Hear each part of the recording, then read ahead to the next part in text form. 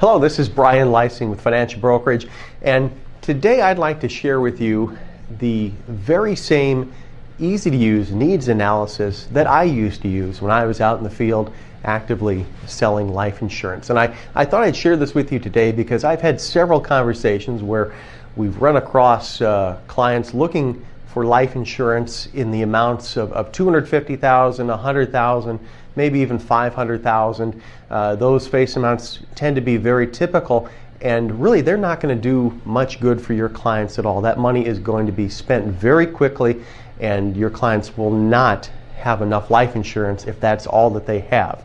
So I thought I'd share with everybody this real easy tool that you can use when you're in front of your clients. Now, this doesn't require any sophisticated software or computer program. You can use this on a piece of paper or a napkin as long as you have a pen or a pencil handy. So ready? Here it is. All right, on the piece of paper you want to put a line down the middle of it, and on the left hand side write the words lump sum or debts or one-time payments. On the right hand side you want to put ongoing income needs. Now let's concentrate on that left hand side to begin with. This is where we're going to put all of the lump sum amounts that your clients would like to have paid off in the event of an untimely death. The largest one is usually going to be their mortgage. So write down that amount. You also want to write down any other debts they might have, what they owe on their vehicles, on their credit cards. Add up that amount. You also want to put an amount for the cost of a funeral, whatever that happens to be in your area. And then don't forget about adding in paying for college if there are any children in the household. And depending on if they plan to go to a public or a private university, that's probably going to run $100,000 to $200,000 or more per child. On that right-hand side, this is where we want to look at the income replacement for the people we're speaking to. Now, if you don't know how much income the clients are going to need to have replaced, a good rule of thumb that I always used was 70%. Look at 70% of the former combined income. That's the amount that they need to have if one person has passed away.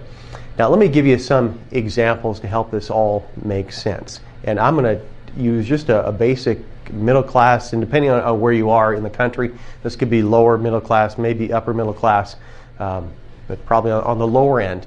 Let's assume that they have a house worth $200,000, so that's what's on their mortgage right now. The other debts between the cars and credit cards adds up to $50,000. Funeral, $10,000 probably isn't going to do it anymore. You might need $15,000 to $20,000. And let's assume they have two kids. They're going to go to a public university. We can assume another $200,000 for that. So now their lump sum amounts equal $470,000. We're already up to nearly $500,000. So you can see if you're quoting $100,000 or $250,000, that's not going to get the job done for just your average family out there. Now we look at the income replacement. Let's say, for easy math's sake, we have a couple making $100,000 combined.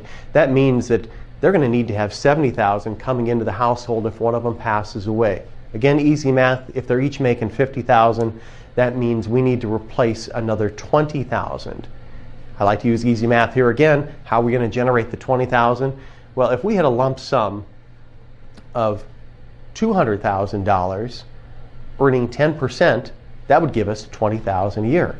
Now in this day and age, that number is probably a little high. We're probably not going to get 10% on a lump sum, but you can use easy math again. Just cut that number in half. What if you made 5% on your money? Well, you could double the lump sum to $400,000.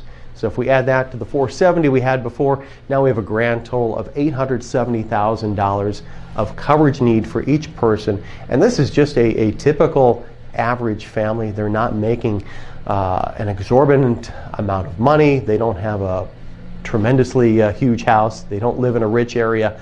And already you can see that they each need nearly $1 million of coverage. So again, if you're quoting $100,000, $250,000, and that's all the coverage your clients have, use this quick needs analysis and get them the amount that they really need.